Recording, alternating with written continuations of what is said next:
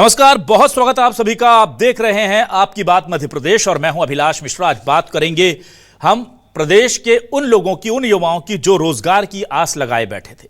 मध्य प्रदेश सरकार ने एक बड़ा फैसला किया है। करीब 19,000 से ज्यादा पदों पर अब नियुक्ति होने जा रही है और इसके बाद यह लगातार नियुक्ति का सिलसिला जारी रहेगा। इसे लेकर युवा काफी खुश नजर आ रहे हैं, लेकिन इसी बीच कहीं खुशी कहीं गम वाली तस्वीर देखने को मिल रही है।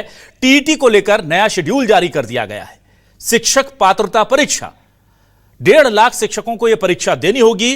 पास हुए तो ठीक, वरना उनकी नौकरी जाएगी, भले ही आपकी सैलरी को 15, 20 साल, 25 साल हो गए। अब एक तरफ 19,000 युवाओं को रोजगार का सपना दिख रहा है, तो दूसरी तरफ 1.5 लाख शिक्षकों की नौकरी पर खतरा दिख रहा है। टीटी को लेकर के सरकार की तरफ से कहा गया था कि वो सुप्रीम कोर्ट में एक बार फिर जाएंगे और शिक्षकों के हक में आवाज उठाएंगे। उससे लेकर के भी सवाल उठ रहे हैं कि ऐसा क्यों नहीं किया गया और शेड्यूल क्यों जारी कर दिया गया। एक सवाल यह भी उठ रहा है कि जब अभी 1 साल का वक्त बचा हुआ है तो इतनी जल्दी परीक्षा लेने की जरूरत क्या है। और उधर अभी 19,000 पदों पर भर्ती, आने वाले दिनों में क्या यह और बढ़ेगी? इन्हीं मुद्दों के साथ शुरू करते हैं आपकी बात।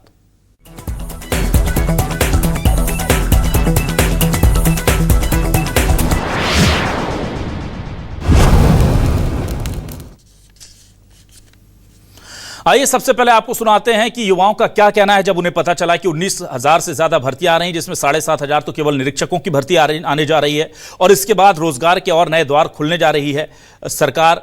इसको लेकर के युवा क्या सोच रहा है, पहले ये सुनिए। सर, युवा तो मध्य प्रदेश में काफ़ी बेरोजगार बैठा है और काफ़ी लंबे समय से इंतजार भी कर रहा है भर्तियों का। और जो भर्ती आई है, एक उम्मीद की लहर आई है एक तरह की देखा जाए तो। मध्य प्रदेश में वैसे इंडस्ट्रीज तो है नहीं सर, गवर्नमेंट जॉब पर आदमी निर्भर है। ये सरकार का बहुत ही अच्छा कदम है कि उन्होंने इस समय अभी नोटिफिकेशन जारी किया है। कल ही और आज रिवाइज कैलेंडर भी आया है उसका। सही है, अगर नौकरियां निकलेंगी तो अच्छा है, अगर नहीं निकलेंगी तो दिक्कत तो है ही है, सबको दिक्कत है। उधर टीईटी अभ्यर्थी परेशान है क्योंकि शिक्षकों को परीक्षा देनी होगी। ये वो शिक्षक हैं जो 20-20, 25-25 साल अपनी नौकरी के पूरे कर चुके हैं, पर सुप्रीम कोर्ट ने कहा है कि एक मिनिमम स्टैंडर्ड एजुकेशन का तय करने के लिए यह परखना, यह देखना जरूरी है कि क्या शिक्षक पात्रता परीक्षा पास कर पा रहे हैं या नहीं, जो हमारे बच्चों का भविष्य गढ़ रहे हैं। इससे लेकर के शिक्षकों का क्या कहना है, क्योंकि शेड्यूल जारी हो गया है। सितंबर अक्टूबर में परीक्षाएं होनी है प्रदेश में। मांग की जा रही थी कि इन परीक्षाओं से सीनियर शिक्षकों को उनसे दूर रखा जाए, उनसे यह परीक्षा ना ली जाए। अब जब शेड्यूल जारी हो गया है तो इन शिक्षकों का क्या कहना है, सुनिए। माननीय सुप्रीम कोर्ट में वैसे भी हमारी अभी हमने क्यूरेटिव लगा के रखी है 29 तारीख के निर्णय के अगेंस्ट में। तो यदि हमारी कोई इस तरीके की परीक्षा लेने की बात हो रही है तो स्कूल शिक्षा विभाग को और आपका जनजाति विभाग को इसको स्पष्ट आदेश प्रशासन को जारी करना चाहिए कि इसमें उनकी मंशा क्या है, उनका प्रॉस्पेक्टस क्या है, सिलेबस क्या है, कब होगी, कैसे होगी, किनकी होगी। सबसे बड़ी चीज़ ये मेरी अपेक्षा है, क्योंकि ये इस तरीके से भ्रामक स्थितियां पैदा करना, ये शिक्षकों के बीच में पुनः आक्रोश को पैदा करने वाली स्थिति है इसमें। और वैसे भी हम अभी 30 अगस्त को दिल्ली में अपना प्रदर्शन करने जा रहे हैं इसके विरोध में, क्योंकि ये जो कुछ भी हो रहा है ये उचित नहीं हो रहा है। हाँ, ये जरूर है कि जिनको प्रमोशन लेना है भविष्य में, उनको टेट क्लियर करना अनिवार्य है। तो उस हिसाब से ऑप्शनल में सब देना चाहे तो दे सकते हैं, पर हमारे विभाग को ये क्लियर करना चाहिए कि किसको एग्जाम देना और किसको नहीं देना। इस प्रमोशन का ना जाने हम कितने वर्षों से इंतजार कर रहे थे। 8 साल पहले जब प्रमोशन पर रोक लगी थी तब कोई टेट की अनिवार्यता नहीं थी। उस समय अगर हमारा प्रमोशन हो जाता तो हमें ये टेट की परीक्षा नहीं देनी पड़ती। वहीं इस पूरे मामले को लेकर कांग्रेस बीजेपी पर हमलावर है और कह रही है कि कांग्रेस ने लगातार शिक्षकों का या कर्मचारियों का साथ दिया है और बीजेपी उनके साथ छल कर रही है। कांग्रेस का यह भी कहना है कि अगर सरकार वाकई में शिक्षकों को टीईटी परीक्षा से बचाना चाहती है, उनका सम्मान करना चाहती है, तो वो विधेयक ला करके इस पूरे मामले का निपटारा कर सकती है। जरा क्या कह रही है कांग्रेस और पलटवार में बीजेपी क्या कह रही है, दोनों के बयान सुनाते हैं। देखिए, कर्मचारी चयन मंडल का नियत समय पे परीक्षाओं का कैलेंडर जारी करना ये उनका नियमित चलने वाला कार्य है। टीईटी परीक्षा के संदर्भ में सरकार शिक्षकों और उनके परिवारों के साथ खड़ी है। सरकार इस मामले में उच्चतम न्यायालय में भी पक्ष रख रही है और हमें पूरी उम्मीद है कि उच्चतम न्यायालय द्वारा इस मामले में राहत दी जाएगी और जैसे ही राहत होगी तो किसी भी तरह की परीक्षा की कोई आवश्यकता नहीं पड़ेगी। भारतीय जनता पार्टी ने सदैव शिक्षकों और उनके परिवारों का साथ दिया है। दूसरी तरफ कांग्रेस शासित राज्यों में, चाहे तेलंगाना हो चाहे कर्नाटक हो, सभी जगह इस पात्रता परीक्षा को लागू कर दिया गया है। ये भाजपा सरकार है जो परीक्षा के संदर्भ में हर जरूरी कदम उठाएगी। जो कर्मचारी चयन मंडल है उसने पद निकाले हैं 18,000 19,000 भर्ती के लिए, और साथ साथ पात्रता परीक्षा सरकार कह रही है कि हम रास्ता खोज रहे हैं, ढूंढ रहे हैं, और इधर कर्मचारी चयन मंडल ने आपके भर्ती के लिए, वो पात्रता परीक्षा के लिए सितंबर अक्टूबर की समय सारणी तय कर दी है, उनका कार्यक्रम जारी हो गया है। तो सरकार क्यों ऐसा कर रही है शिक्षकों के साथ, मेरे समझ से परे है। मेरा तो यही मानना है सरकार को एक ऑर्डिनेंस निकाल कर, चूँकि अभी विधानसभा सत्र में नहीं है, तो राज्यपाल जी के पास भेज कर, राज्यपाल जी की आपत्ति नहीं होगी उसमें, और कानून बना दे, इनको पात्रता परीक्षा से मुक्त कर दे। ये सीधा सा रास्ता है। और आइए देखते हैं आज के सवाल क्या है। सवाल लेकर आ रहे हैं आपके टेलीविजन स्क्रीन पर। सवाल ये रहे आपके सामने, एमपी में 19,000 पदों पर नौकरी की बहार, सरकार ने खोल दिए रोजगार के द्वार। 1.5 लाख शिक्षकों की नौकरी पर खतरा, टीईटी परीक्षा का शेड्यूल जारी हुआ। सुप्रीम कोर्ट जाने की बजाय परीक्षा क्यों कराई जा रही, 1 साल का समय फिर परीक्षा की क्यों है जल्दी। एमपी में कई विभागों में 19,000 युवाओं को नई नौकरी मिलेगी, लेकिन 1.5 लाख शिक्षकों की नौकरी पर तलवार लटकी। ये बड़ा दिक्कत हो गया है, खुशी भी है, गम भी है, समझ नहीं आ रहा इसको कैसे देखें। इसलिए बातचीत करने के लिए मेरे साथ कुछ खास मेहमान जुड़ गए हैं। मेरे साथ बीजेपी से वरिष्ठ नेता प्रवक्ता डॉक्टर गुलरेज शेख साहब जुड़ गए हैं। बहुत इस्तकबाल करता हूं डॉक्टर शेख साहब आपका। अमित शर्मा जी कांग्रेस से वरिष्ठ नेता महासचिव हमारे साथ जुड़ गए हैं। अमित जी बहुत स्वागत करता हूं आपका। मृगेंद्र सिंह जी वरिष्ठ पत्रकार जुड़ गए हमारे साथ, उनका भी बहुत स्वागत करता हूं। और राकेश दुबे जी प्रांताध्यक्ष शासकीय शिक्षक संगठन मध्य प्रदेश हमारे साथ जुड़ गए हैं, राकेश जी का भी बहुत स्वागत करता हूं। राकेश जी सबसे पहले आपके पास आता हूं। राकेश जी पहली दफा भी जब आप लोगों ने विरोध किया था तो सरकार आपके लिए गई थी सुप्रीम कोर्ट, लेकिन वहां से 1 साल का एक्सटेंशन और मिल गया था, और सरकार ने अभी कुछ दिनों पहले यह भी कहा था कि हम दोबारा से जा रहे हैं, क्योंकि जो 2009 के बाद के शायद शिक्षक थे, जितना मुझे याद है, उन्होंने पात्रता परीक्षा देकर के ही नौकरी हासिल की है। तो वहां पर वो सुप्रीम कोर्ट में क्या याचिका लगा दी है सरकार ने, और ये नया जो शेड्यूल जारी हुआ है इसको लेकर क्या कहेंगे आप? कि मध्य प्रदेश के अंदर हमारे जितने भी पत्र टीईटी के मामले को लेकर के जारी हो रहे हैं, एक ही चलन पड़ गया है कि पहले पत्र जारी होता है और इसके बाद उसको कह देते हैं कि नहीं ये फर्जी था। तो एआई के जमाने में कुछ भी संभव है। अब ये पत्र जो कल की डेट में जारी हुआ है, इसमें एक नीचे लाइन लिखी हुई कि सेवारत शिक्षकों के लिए है, जबकि हमारी बात प्रशासन से और माननीय शिक्षा मंत्री जी से जो हुई थी उसमें यह था कि हम जो भी इनके लिए शेड्यूल जारी करेंगे पहले वो विधिवत वो उसका कि किनकी होनी है, किनकी नहीं होनी है, किस सन से होनी है, उसका प्रॉस्पेक्टस सिलेबस क्या होगा, उसके तरीका क्या होगा, हम सब स्पष्ट करने के बाद फिर आपकी परीक्षा पर बात करेंगे। और ये अचानक अभी जो कल की डेट डाल करके जारी किया गया है, पहले तो इसमें स्कूल शिक्षा विभाग को ये स्पष्ट करना चाहिए क्या ये वाकई में वास्तविक है, ये जो कर्मचारी चयन मंडल के नाम से है। अब आप पिछले बार आपने देखा था, मैं आपके साथ ही डिबेट में बैठा था, वो भोपाल का एक कोई जेडी का पत्र आ गया था, फिर बाद में उन्होंने कहा नहीं ये खंडन कर दिया, उसका गलत है। तो पहले तो इसका कल इसका स्पष्टीकरण हो जाए कि ये सही है कि गलत है, और यदि ये गलत है तब तो कोई बात नहीं है प्रशासन ने, पर यदि ये सही है तो दिक्कत पर स्थित है। क्योंकि हमने जब अभी 29 मई को जो निर्णय हुआ माननीय सर्वोच्च न्यायालय का, उसके खिलाफ हम फिर बड़ी अदालत में गए हैं, 5 जजों की बेंच में, क्यूरेटिव हमने लगाई हुई है उसमें, और हम उसमें अपना पक्ष फिर रखेंगे। क्योंकि मैं शुरू से कहता आ रहा हूं कि हमारे सर्वोच्च न्यायालय ने एक जजमेंट जो दिया था वर्ष 2024 में कि चलते खेल में खेल के नियम नहीं बदले जाते। देखिए 1998 में जब हमारी भर्ती हुई थी, वो पंचायती राज अधिनियम को केंद्र सरकार ने लागू किया और उस अधिनियम के तहत हम भर्ती हुए थे। 2001 से जो भर्तियां हुई वो माननीय सर्वोच्च न्यायालय के निर्देश पर हुई। 2005 से परीक्षाएं हो रही हैं। तो मध्य प्रदेश की स्थिति तो ऐसी है कि जब जो शासन ने, प्रशासन ने, माननीय सर्वोच्च न्यायालय ने, माननीय संसद ने जो नियम बनाए हम उसके तहत थे। अब आप रोज रोज यदि इस तरीके से बदलाव करेंगे उसमें तो ये अच्छी बात नहीं है। और वैसे भी आप देखिए अभी महाराष्ट्र सरकार ने अभी कुछ दिन पहले अभी एक निर्णय दे दिया है अपना महाराष्ट्र सरकार ने, जिसमें उसने कहा है कि नहीं 2001 तक की नहीं देना है। तो जब कहीं ना कहीं विसंगत तो है, तब तो सर हाई कोर्ट जो है सर्वोच्च न्यायालय की मंशा के विपरीत डिसीजन दे रहा है महाराष्ट्र का। एक तरफ आप हमारे ट्राइबल के लोग हैं, आदिवासी जनजाति के लोग हैं, उनके अब संवर्धन के लिए, उनके विकास के लिए योजनाएं चलाते हैं, विशेष अभियान चला करके भर्ती करते हैं। अब उनकी भी क्या परीक्षा लेंगे, तो ये सब चीजें स्पष्ट होनी चाहिए। ठीक है, चलिए मैं इस पूरे मामले को लेकर के जल्दी से अब अमित शर्मा जी आपके पास आ जाता हूं। अमित शर्मा जी, देखिए एक तरफ तो ये जो सुप्रीम कोर्ट के आदेश की बाध्यता तो है ही सरकार के पास, उन्हें तो परीक्षा लेनी है। हाँ, ये जरूर है कि कब लेनी है इस पर बहस हो सकती है, इस पर सवाल भी उठ सकते हैं। दूसरी तरफ 19,000 नए पदों के 19,000 से ज्यादा नए पदों के सृजन की घोषणा कर दी गई है। कैसे देखते हैं दोनों फैसलों को आप? देखिए, सबसे पहली बात तो यह है कि जिस शिक्षकों की भर्ती की बात करी जा रही है, क्या उन शिक्षकों को पता है?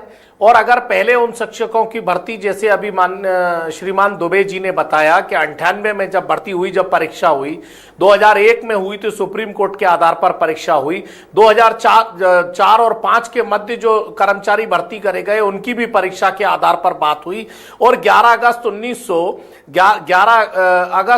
1911 के आसपास जब वो हुई, शिवराज सिंह चौहान जी ने कहा था कि कोई भी शिक्षक या कोई भी कर्मचारी ये हटाया नहीं जाएगा, किसी तरह की भर्ती प्रक्रिया में जो नियम बना दिए गए उनको लागू किया जाएगा।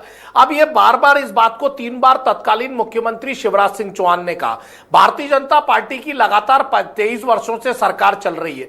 मुझे समझ में नहीं आ रहा कि सरकार भांग खा के निर्णय ले रही है, कि सरकार जनता को गुमराह कर रही है, कर्मचारियों को गुमराह कर रही है। और आज अगर जिस आनन फानन में इस ऑर्डर को निकलने की बात आई, तो उन विभागों के क्या कर्मचारी नेताओं को जानकारी है, उन शिक्षकों को जानकारी है, पैटर्न क्या होगा, परीक्षा का किन बिंदुओं के आधार पर होगी? आपने चुनाव करा लिए, उनसे मशक्कत करा ली, लोगों की शादी हो गई, बच्चे हो गए, 15-15, 20-20 सालों से सरकार की सेवा कर रहे हैं, और आज आप उनसे कह रहे हैं कि हम दोबारा एक बार परीक्षा कराएंगे, और एक तरफ कह रहे हैं कि हम वाहवाही करने जा रहे हैं कि 19,000 पद निकाल दिए। सरकार का निर्णय समझ में नहीं आ रहा कि कर्मचारियों के हित में है कि कर्मचारियों के विरोध में। आज इस निर्णय के बाद किस तरीके से कर्मचारी परिवार, जो आपकी कोई 15 साल से, कोई 20 साल से वो आपके राज्य सरकार की सेवा कर रहा है, आपके कामों को कर रहा है, आपके मतलब ये समझिए कि चुनाव कराने से लेकर हर कार्य शिक्षक कर रहा है, जनसंख्या का कार्य शिक्षक कर रहा है, धूप में भाग रहा है, दौड़ रहा है, पीट रहा है, पिट रहा है, लेकिन उसके बाद कर्मचारी काम करने पर मादा है। लेकिन सरकार उनको गुमराह कर रही है। निर्णय तत्काल भंग होना चाहिए, सरकार को वापस लेना चाहिए। नहीं, ये फैसला सरकार का है। इसमें एक चीज जरूर अमित जी पूछा जा रहा है, अभी आपने सुना भी होगा, अजय सिंह यादव बोल रहे थे कि हिमाचल में तो परीक्षा करवा भी लिया आप लोगों ने, वहां पर ये सारे नियम नहीं थे क्या? वहां के शिक्षक क्या पात्रता परीक्षा देने को राजी थे क्या? वहां के लोग 10-15 सालों से पढ़ा नहीं रहे थे? तो जहां कांग्रेस शासित राज्य है वहां पर आप इसे जस्टिफाई कर देते हैं, जहां बीजेपी है वहां पर आप इसका विरोध करते हैं। देखिए, इस मामले में राजनीतिक जवाब ना मैंने दिया और ना राजनीतिक जवाब होना चाहिए। मैं मध्य प्रदेश की चिंता कर नहीं रहा, जहां पर रह रहा हूं।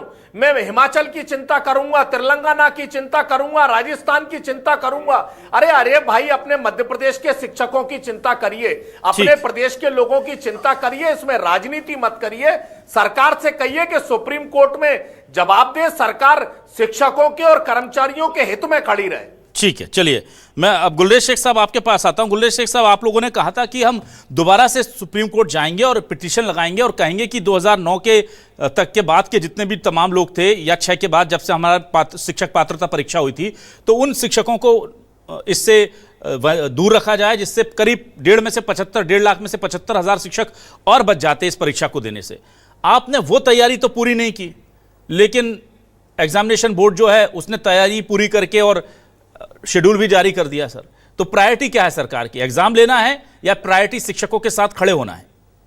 सबसे पहले तो मैं ये कहूंगा कि अभी कांग्रेस के प्रवक्ता महोदय ने सारी राजनीतिक बात करके आखिरी में ये कह दिया कि इस बात पर राजनीति नहीं होना चाहिए। तो ये तो कांग्रेस का दोहरा चरित्र है कि हिमाचल पर मौन और यहाँ पर खूब हल्ला बोल। एनीवे, इनकी बात छोड़िए, लेकिन जहां तक सरकार की, मोहन यादव जी की सरकार की बात है, आप देख रहे हैं कि हम लगातार, हमारी सरकार जो रोजगार है उसके ऊपर काम कर रही है, और इसका प्रमाण है कि अभी वापस 19,000 प्लस जॉब्स की वैकेंसी निकलने वाली है। लेकिन जहां तक ये टीईटी का विषय है, देखिए, मैं आपके दर्शकों को भी जो इससे अनभिज्ञ हैं उनको बताना चाहूंगा कि इसका जो आदेश है ये सर्वोच्च न्यायालय का आदेश है, ये राज्य सरकार का नहीं है। और जब हमने हेडर देखा था इस प्रोग्राम का तो शुरुआत में कांग्रेस के महोदय बोल रहे थे कि राज्य सरकार को चाहिए राज्यपाल के थ्रू एक ऑर्डिनेंस ले आए। तो सुप्रीम कोर्ट का कोई भी आदेश होता है राज्य सरकार उसको नहीं बदल सकती, उसके पास पावर भी नहीं होते हैं। लेकिन एक बात है कि अगर टीटी की एग्जाम हो रही है तो पहली बात तो हम ये तो कहते हैं कि ये स्थापित होगा कि जो सिलेबस हमारे टीचर्स बच्चों को पढ़ाते हैं उसी स्तर का सिलेबस उनसे पूछा जाएगा। साल में 6 बार उनको उस चीज का अवसर मिलेगा। ना सर, मैं उसकी टेक्निकलिटीज में नहीं जा रहा हूं। गुलरेज शेख साहब, मेरा सवाल आप फिर से सुनिए। मेरा सवाल सिंपल है, सरकार ने शिक्षकों का ने विरोध किया, सरकार उनके हक में एक बार कोर्ट गई, वहां से आपको राहत पूरी तरह नहीं मिली लेकिन 1 साल का एक्सटेंशन मिला। ये सरकार को मैं क्रेडिट देता हूं, इसमें शिक्षक संगठन भी गए थे, सरकार भी आपके साथ खड़ी हो गई, अच्छी बात है, दोनों मिलकर के बात कर रहे थे। 1 साल का एक्सटेंशन मिला, फिर दोबारा एक टेक्निकल चीज निकाल करके शिक्षा विभाग ने कहा कि भाई जो लोग शिक्षक पात्रता परीक्षा पास करके आए हैं उन्हें भी हम चाहते हैं कि छूट मिल जाए और उसके लिए हम कोर्ट जाएंगे। यहां तक भी लग रहा था मंशा सही है, पर फिर यहां पर अचानक से एग्जाम शेड्यूल जारी कर दिया गया, जबकि अभी 1 साल पूरा पड़ा है एग्जाम देने के लिए। आप ही लेकर के आए थे 1 साल का एक्सटेंशन और उसे दरकिनार कर फिर आप गए ही क्यों थे कोर्ट में? 1 साल का एक्सटेंशन का मतलब ही क्या रहा? परीक्षा की इतनी जल्दी क्यों है, पहला सवाल। और अगर जल्दी होनी है तो फिर सुप्रीम कोर्ट में दूसरी याचिका जो आप लोगों ने कहा है वो उसको लगाने में इतनी देरी क्यों हो रही है? देखिए, सुप्रीम कोर्ट में दूसरी याचिका में अगर सुप्रीम कोर्ट ने सरकार की और शिक्षकों की बात मान ली तो वेल एंड गुड, लेकिन एक बात तो है ना कि अगर आज परीक्षा हो जाती है तो इन शिक्षकों को 5-6 मौके और मिल जाएंगे। तो सरकार ये चाहती है कि कैसे भी रिटेंशन ऑफ जॉब रहे, वरना मालूम ये पड़ा कि उधर सुप्रीम कोर्ट ने भी खारिज कर दिया तो क्या करेंगे। तो सरकार सभी पक्षों को देखती है, लेकिन मैं एक शिक्षाविद हूं खुद भी, तो मैं एक बात ये कहता हूं कि हमारे शिक्षक जो है ना बहुत कैलिबर वाले हैं। अपने आप को कम कैलिबर के क्यों आंकते हैं? जो सिलेबस हमारे शिक्षक बच्चों को पढ़ा रहे हैं वही उनसे पूछा जाएगा और मुझे लगता है कहीं ना कहीं उससे शिक्षा की गुणवत्ता भी अच्छी होती है। अगर कोई शिक्षक अपने आप को वापस से वेल वर्स्ड रखता है, जो नए नए डेवलपमेंट्स हो रहे हैं उसके साथ चलता है, तो हमारे जो बच्चे हैं उनको ज्यादा अच्छा ज्ञान मिलेगा, ज्यादा अच्छी स्कूल एजुकेशन होगी। तो उसमें क्या बुराई है? कांग्रेस से मैं ये पूछना चाहता हूं, कांग्रेस बताए, आप तो हमेशा हमसे सवाल करते हैं कि शालाओं में शिक्षक की गुणवत्ता होना चाहिए, जब एग्जाम होती है तो फिर आप फिर क्रॉस चेक करने लग जाते हैं। तो ये दोहरी राजनीति क्यों होती है? ठीक है, मृगेंद्र जी आपके पास आता हूं। मृगेंद्र जी, देखिए एक अच्छा आर्ग्यूमेंट दिया डॉक्टर गुलरेज शेख साहब ने कि भाई हम इसलिए एग्जाम ले रहे हैं ताकि अगर एक इसमें मान लीजिए 20% या 30% पास होते हैं तो जो ड्यूरेशन 1 साल का बच्चा उसमें हम मल्टीपल टाइम एग्जाम ले सकें, जिसमें ज्यादा से ज्यादा लोगों को हम क्लियर करा सकें। ये अगर इंटेंशन है तो क्या आपको लगता है इस इंटेंशन पर शक नहीं होना चाहिए किसी को? और ये जरूर हाँ आप कह सकते हैं कि भाई वहां पर दूसरी बार याचिका लगाने में इतनी देरी क्यों कर रही है विभाग की टीम? देखिए, ऐसा है कि ये जो परीक्षा हो रही कोई मध्य प्रदेश सरकार या कोई राज्य सरकार नहीं कर रही, स्टेट गवर्नमेंट का इसमें कोई रोल नहीं, ये सुप्रीम कोर्ट के निर्देश पर हो रहा है। और आप देख ही रहे हैं सुप्रीम कोर्ट का जिस तरह से रुख है, तो स्टेट गवर्नमेंट की कितनी बात मानती है इसको मैं नहीं कह सकता। आप यही देख लीजिए यहाँ वाला मामला जो भोपाल में आवासीय में व्यावसायिक उपयोग हो रहा, सरकार ने मुख्यमंत्री के साथ बैठक हुई, कमेटी बना दी, सब कुछ कर दिया, लेकिन सुप्रीम कोर्ट ने नहीं माना। अब लेकिन मैं गुलरेज शेख साहब बोल रहे हैं, मैं उनकी बात से भी सहमत हूं कि देखिए हर आदमी के उम्र तक सीखने की एक होना चाहिए, सीखना चाहिए। अगर आज शिक्षकों को नई चीज हो रही है, प्रशिक्षण देना चाहिए। आप देखिए हर विभाग में हर जगह प्रशिक्षण होता है। प्रशिक्षण क्या होता है? आदमी को अपडेट करने के लिए। आप देखिए हर चीज रोज नई नई खोजे हो रही है। जैसे आप कोई आप मोबाइल लीजिए या कोई कंप्यूटर लीजिए, हर साल नया उनका वर्जन आने, हर 6 महीने में आता है। अगर हमारे टीचर और बेहतर तरीके से शिक्षित हों और बेहतर तरीके से पढ़ाई करें, हमारे बच्चों को पढ़ाएं, रोज नई नई, अब तक AI के युग आ गया है, तो लोग अगर हम पुराने जमाने के चलते रहेंगे तो नहीं चलेगा भाई, हमारे बच्चे कैसे अपडेट होंगे। तो मैं समझता हूं कि ये परीक्षा का निर्णय अच्छा है, परीक्षा देना चाहिए। मैं तो कहूंगा शिक्षक जो पढ़ाते हैं तो चाहे सुप्रीम कोर्ट का आदेश हो या ना हो, हर साल 2 साल 5 साल में अपडेट करना चाहिए, परीक्षा हो या ना हो, लेकिन उनको प्रशिक्षण देते रहना चाहिए नई नई चीजों की। अब प्रशिक्षण होता भी है। मुझे लगता है कि हमारे मध्य प्रदेश के शिक्षक बहुत योग्य हैं, उनको परीक्षा से घबराना नहीं चाहिए। कोई परीक्षा कोई ऐसा तो नहीं है कि परीक्षा से अगर पास नहीं हुए तो नौकरी से निकाल, सरकार उसका भी रास्ता निकालेगी, लेकिन मैं समझता हूं परीक्षाएं होनी चाहिए, इससे क्या नई नई चीजें जानकारी मिलती हैं, लोग पढ़ाई। नहीं तो आप देखिए, अगर मान को इस तरह परीक्षाएं ना हो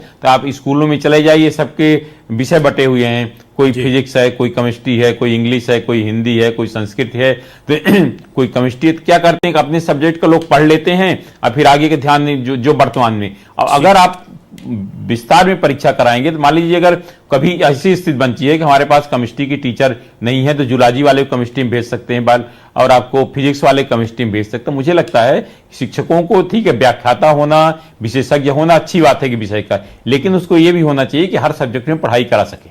ठीक है, चलिए मैं वापस आता हूं। राकेश दुबे जी, आपके पास आता हूं।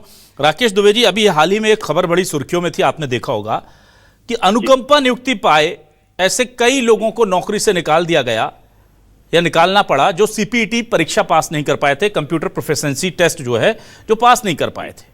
कई ऐसे कर्मचारी हैं जो इस तरह की परीक्षा नहीं अगर क्लियर करे हैं तो उनके साथ नौकरी उनकी चली गई। तो सर, जब सभी लोगों के लिए अपने वर्क प्लेस के अनुसार या जिस तरह से चीजें बदल रही हैं खुद को अपडेट करना जरूरी है, तो शिक्षकों के लिए भी अगर हो जाएगा तो इसमें दिक्कत क्या है? सर, इसमें मेरा अनुरोध केवल ये है कि या तो अनुकंपा शब्द को बदल दें। ये अनुकंपा कहाँ है ये बताइए। मेरा लड़का इंजीनियरिंग में पढ़ रहा है और जो लड़का इंजीनियरिंग कर रहा है वो बीएड या डीएड करने नहीं जाएगा, पर यदि मेरी आकस्मिक मृत्यु हो जाती है तो वो प्राथमिक शिक्षक बनने के लायक भी नहीं रहेगा। क्यों? क्योंकि वो डीएड पास नहीं है, वो टीईटी पास नहीं है। तो आप ये अनुकंपा कर दे रहे हैं उसको कि उसकी योग्यता के आधार पर दे रहे हैं। हमने इस पर ही मांग की थी कि यदि अनुकंपा नियुक्ति जब भी दी जाती है तो 4 साल के समय दे करके जो मिनिमम उसका स्केल है उस पर उसको अनुकंपा नियुक्ति दे दी जाए और 4 साल का उसको समय दे दिया जाए जिसमें वो आपकी जो पात्रताएं हैं उनको वो उत्तीर्ण कर ले। पर आप उसको पहले से, तो आप ये बताइए, कोई पिता अपने लड़के को ये मान के चले कि मुझको मरना है तो जो लड़का मेरा पढ़ने में इंजीनियर बन सकता है, डॉक्टर बन सकता है या यूपीएससी पीएससी निकाल सकता है, वो पहले टीईटी पास कर ले और डीएड कर ले। ये नहीं, ये या सीटीटी कर ले। तो ये कहीं ना कहीं मानवीय संवेदनाओं से हट करके था। पर जहां तक आप हमारी इसकी बात कर रहे हैं टीईटी की, तो आप ये बताइए कि मैंने एक हमारी पुरानी कहावत था कि बूढ़ा तोता राम ही राम। आप 55 साल 56 साल के शिक्षक की परीक्षा ले रहे हो उन बच्चों के साथ जो न्यू जेनजी जिनको कह रहे हो आप, न्यू जनरेशन 22 साल 23 साल के जो केवल इसी के लिए चल रहे हैं अभी कि हमको बड़े बड़े कंपटीशन निकालना है, उनको उस लेवल की परीक्षा आप लोगे। और यदि नहीं लोगे तो क्या लोगे आप? ये प्रॉस्पेक्टस हमारा आपने जारी किया होता, आप हमको और किसको देना है आज भी ये आप स्पष्ट नहीं है। क्या आप 1988 का जो सहायक शिक्षक था उससे भी ले रहे हो? क्या आप 1994 का जो आपसे ब्लैक बोर्ड का शिक्षक भर्ती हुआ है आप उसकी भी ले रहे हो? 1993-94 में जो अनुकंपा नियुक्ति में सहायक शिक्षक भर्ती हुआ था आप उसकी भी ले रहे हो? आप किसकी ले रहे हो? आप 11 की ले रहे हो, 5 की ले रहे हो, 7 की ले रहे हो, 98? कुछ तो आप स्पष्ट करो। कौन सा आदेश है विभाग के पास ऐसा जो हमारे सामने रख सके कि हमने जारी किया था? कोई आदेश आपका नहीं है, सिलेबस आपका कुछ नहीं है। और देखिए, एक हम निवेदन आपसे आखिरी में करना चाहते हैं, आपके चैनल से हमको रिस्पांस मिलता है, हम आपकी बात दूर दूर तक जाती है, अधिकारियों तक जाती है। हम बिल्कुल शिक्षित लोग हैं, उम्र और विभाग के उस स्थान पर हैं जहां से हमसे बच्चे प्रेरणा लेते हैं। हमारा उद्देश्य न अराजकता पैदा करना है, न कोई आंदोलन करना है। आपने देखा होगा कि 1 लाख से अधिक लोग हमारे 18 अप्रैल को भोपाल के ग्राउंड में थे, बलदेसरा ग्राउंड में, पर कितनी शालीनता के साथ हमने उस प्रदर्शन को किया और हम वापस आ गए थे। पर इसी तरीके की स्थितियां रहेंगी तो हम 30 तारीख को फिर जंतर मंतर दिल्ली में इकट्ठे होने जा रहे हैं। और दिल्ली में क्या, दिल्ली में केवल मध्य प्रदेश के शिक्षक रहेंगे या पूरे देश से? पूरा हिंदुस्तान। हमारी 2 राउंड की बैठकें नेशनल लेवल की हो चुकी हैं। 30 तारीख की डेट हमारी, पहले हम 5 सितंबर था, पर इसके बाद हम ही लोगों के दिमाग में बताई कि 5 सितंबर शिक्षा विभाग के लिए बड़ा एक गौरव का दिन होता है, उस दिन हम ऐसा कोई काम न करें, तो हमने उसको 30 तारीख रखा है, 30 अगस्त। हम 30 अगस्त को दिल्ली के जंतर मंतर में इकट्ठा हो रहे हैं। कल अभी हमने भोपाल में उसको लेकर के मध्य प्रदेश के हमारे जो संयुक्त मोर्चा उसकी बैठक रखी थी, तो हम फिर जा रहे हैं दिल्ली में, हम दिल्ली में प्रदर्शन करेंगे। और जहां तक बात राज्य सरकार की है, आप अभी देख लीजिए, उनका अभी जो माननीय नए शिक्षा मंत्री जी का वर्जन आया है, जो लोकसभा में प्रस्ताव रखा गया था उसके खिलाफ, उनने स्पष्ट कहा है कि इसके लिए राज्य सरकारें अपने स्तर पर निर्णय लें। आप ये बताइए कि जब हम निर्वाचन आयोग के मुख्य निर्वाचन आयुक्त की नियुक्ति का मामला है, जिसमें कि माननीय सुप्रीम कोर्ट के जज को होना था, माननीय प्रधानमंत्री जी को होना था और विपक्ष के नेता को होना था, उसमें हमने निर्णय सुप्रीम कोर्ट का अलग करके माननीय प्रधानमंत्री जी, एक कैबिनेट मंत्री और विपक्ष के उसको ले लिया। वो आखिर हमारी संसद ने न किया। तो हम जहां पे बड़े इस तरीके के निर्णय आप ले सकते हैं, पर जहां 25 लाख शिक्षकों का भविष्य है, आप वहां पर संसद जो है सुप्रीम कोर्ट पर डाल रही है, सुप्रीम कोर्ट संसद पर कह रही है, हमारे नेता लोग जो कहते हैं स्टेट का मामला नहीं है, माननीय केंद्रीय शिक्षा मंत्री कहते हैं स्टेट वाले अपने स्तर करें, तो हम जाएं किसके पास? आप ये तो बताइए हमको। ठीक है, चलिए मैं जल्दी सुनेगा। ठीक है, अमित जी आपके पास आता हूं। अमित शर्मा जी, देखिए ये एक बड़ा आंदोलन हो सकता है 30 अगस्त को, क्योंकि देश भर के शिक्षक अगर पहुंच गए तो अगर 1 लाख या 50,000 लोग भी वहां पहुंच जाते हैं जंतर मंतर पर, तो एक बहुत बड़ी संख्या होगी। और इसमें अब केंद्र सरकार के ऊपर रोल आ जाता है, जो कि कांग्रेस के अभी हमने देखा था कि राजेंद्र सिंह जी मांग कर रहे थे, जिस पर डॉक्टर गुलरेज शेख साहब कह रहे थे कि सुप्रीम कोर्ट के फैसले को राज्य की विधानसभा या सरकार से नहीं पलटा जा सकता। लेकिन अब मांग सीधे केंद्र सरकार से कि आप ले आइए बिल और आप अध्यादेश ला करके हमें राहत दीजिए। तो क्या ये बहुत बड़ा दबाव बनने जा रहा है अब आने वाले समय में केंद्र सरकार पर भी? देखिए अभिलाष जी, जैसा दुबे जी ने कहा और मैंने पूर्व में कहा कि राजनीति का विषय नहीं है जो गुलरेज जी और अजय जी बयान दे रहे थे। ये शिक्षकों के भविष्य का सवाल है, उनके परिवार का सवाल है। चूंकि मैं भी एक कर्मचारी का पुत्र हूं, मैं ये कहना चाहता हूं कि सरकार जो कर्मचारी है उसके खिलाफ जाना कोशिश नहीं कर रहा है, उनको मजा नहीं आ रहा जंतर मंतर में। गुलरेज भाई ने कहा कि क्या दिक्कत है, अरे दिक्कत एग्जाम देने से नहीं है, लेकिन किसी पैटर्न को अचानक लागू करना, किस माध्यम से एग्जाम होगा, कौन से पैटर्न आएगा, क्या शब्द आएंगे, क्या चीजें आएंगी, कौन सी है। शिक्षक अगर वो पढ़ा रहा है तो निश्चित तौर पे शिक्षा से वो नहीं घबरा रहा है, घबरा रहा है वो आपकी व्यवस्था से, घबरा रहा है वो आपके तरीके से, घबरा रहा है वो आपके निर्णय से। आप क्यों नहीं सुप्रीम कोर्ट में इस तरह की, हाई कोर्ट से सुप्रीम कोर्ट तक आप सरकार उनके पक्ष में सबूत रह पाई और उनके पक्ष में बात कर पाई? कहीं ना कहीं लेकुना था। और रही बात, गुलरेज जी कह रहे थे कि घबराने की आवश्यकता नहीं है। अरे हिंदुस्तान में अगर कोई घबरा रहा है तो मध्य प्रदेश से घबरा रहा है। यही वो प्रदेश है जहां व्यापम घोटाला हुआ, यही वो प्रदेश है जहां कर्मचारी चयन मंडल के कई बार नाम बदल दिए गए, यही वो प्रदेश है जहां पेपर लीक हुए, यही जहां प्रदेश है जहां पीएससी तक में घोटाले हुए। कर्मचारी नहीं घबरा रहा है, कर्मचारी आपसे घबरा रहा है, आपके सरकार के तरीके से घबरा रहा है। ठीक है, चलिए ठीक है, मैं जल्दी से डॉक्टर गुलरेज शेख साहब आपके पास आता हूं। गुलरेज शेख जी, देखिए ये कुछ ऐसी समस्याएं होती हैं जिन्हें जितना ज्यादा हम अवॉइड करते हैं वो उतना बड़ा रूप ले लेती हैं, और बीजेपी को हाल ही के दिनों में इसका बहुत अच्छा एक्सपीरियंस देखने को मिला है। छात्र आंदोलन, किसान आंदोलन और अब ये शिक्षकों का आंदोलन। क्या आपको लग नहीं रहा है कि इस पर थोड़ा सा सोमोटो लेकर के आप लोगों को अब जल्दी से काम कर लेना चाहिए? कम से कम राज्य सरकार सुप्रीम कोर्ट में याचिका दाखिल कर दे जल्दी से, इसमें इतना इंतजार क्यों करना पड़ रहा है आपको?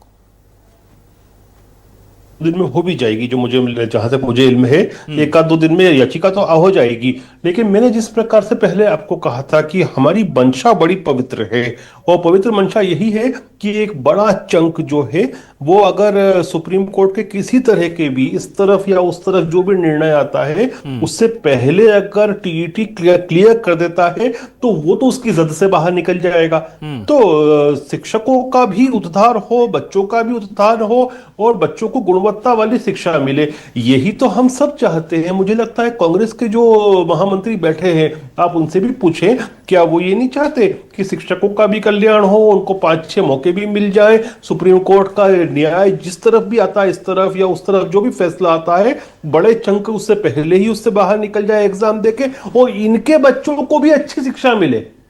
ठीक है, ठीक है, मैं जल्दी से आ जाता हूं अब लास्ट में मृगेंद्र सिंह जी आपके पास। मृगेंद्र जी, ये जो 30 अगस्त को बड़ा आंदोलन होने जा रहा है, क्या इससे पहले आपको लगता है कि राज्य सरकारों की जो कोशिशें हैं उसके बाद ये मान जाएंगे? कुछ कहना चाह रहे हैं राकेश जी, आप जल्दी से 10 सेकंड में बोल लीजिए सर, ओवरशूट हो रहा है, फिर मैं फाइनल कमेंट मृगेंद्र जी से। मैं ये निवेदन करना चाह रहा हूं सर कि जैसा माननीय अभी हमारे बीजेपी के प्रवक्ता जी ने कहा, मैं बिल्कुल, हम लोग की मंशा यह है कि गुणवत्तापूर्ण शिक्षा मिले, पर गुणवत्तापूर्ण शिक्षा आप ये बताइए, केवल 1 से 8 तक के बच्चों के लिए आप पूरा जोर लगा रहे हैं। हमारे यहाँ पूरे, ये बताइए आपकी हिंदुस्तान के अंदर जो विश्वविद्यालयों में कुलपति का चयन होता है, उनका कभी कोई टेस्ट लिया गया है? ठीक, बिल्कुल, आपकी पूरी व्यवस्था संचालित हो रही है। ठीक है, एक ऐसा समाज का निर्माण हो रहा है उन बच्चों से कि जो आपके भविष्य की पीढ़ी है, कभी नहीं होता है। ये डिफर हो रहा है। मैं मृगेंद्र जी के पास आ रहा हूं, लेकिन हाँ मृगेंद्र जी, नवाचार की जरूरत पड़ती है। मृगेंद्र जी के पास आता हूं। ठीक है गुलरेज शेख साहब, ठीक है मृगेंद्र जी, मैं ये जानना चाहता हूं, क्या सरकार के ऊपर आने वाले समय में बड़ा प्रेशर बनने वाला है? अब दिल्ली में आंदोलन होगा, दिल्ली में प्रदर्शन होगा, सारे राज्यों से शिक्षक वहां पहुंचेंगे, क्या ये आने वाले समय में बड़ी मुसीबत बनेगा बीजेपी की सरकारों के लिए, चाहे वो राज्य की हो या केंद्र की? Recording stopped. देख, ये मुसीबत बने केवल भाजपा शासित राज्यों को नहीं, सभी राज्यों के लिए होगा। सरकार को मुझे लगता है तो इसमें अगर एक संयुक्त याचिका सुप्रीम कोर्ट में दायर की जाए, सभी राज्य सरकारें मिलकर अपना अनुरोध पत्र दें और उनके जो राज्यों के महाधिवक्ता अलग अलग राज्यों के सब मिलकर करें, तो मुझे लगता है सुप्रीम कोर्ट उसमें सुनवाई करेगा।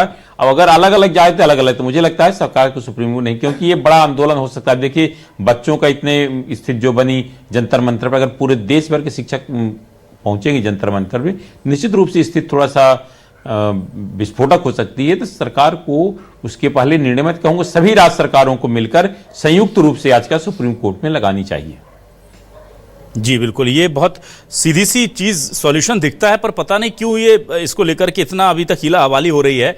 लेकिन हाँ, आने वाले दिनों में शिक्षकों को कहीं ना कहीं राहत मिलेगी। पर एक चीज़ अच्छी है और उस पर ज़्यादा चर्चा नहीं हुई, और इसलिए शायद हम लोगों के ऊपर उंगलियां भी उठती हैं कि भाई आप सकारात्मक पक्ष नहीं देखते, कि अब मोहन सरकार ने नौकरियों के लिए द्वार खोल दिए हैं। 19,000 भर्तियां अभी, और आने वाले समय में माना जा रहा है कि बहुत तेजी से भर्तियां जो हैं हर विभाग की होंगी, और ये करना भी पड़ेगा क्योंकि पूर्ववर्ती सरकारों ने बिल्कुल भी भर्तियों के नाम पर संजीदगी से काम नहीं किया, जिसकी वजह से लाखों पद प्रदेश में खाली पड़े हैं। तो एक तरफ तो ये अच्छी खबर है और दूसरी तरफ शिक्षकों की लड़ाई जारी है। देखते हैं नतीजा क्या होता है। बहुत शुक्रिया डॉक्टर गुलरेज शेख साहब, अमित शर्मा जी, मृगेंद्र सिंह जी और राकेश दुबे जी हमारे साथ जुड़ने के लिए, इस डिबेट का हिस्सा बनने के लिए। तमाम दर्शकों का भी शुक्रिया। नमस्कार।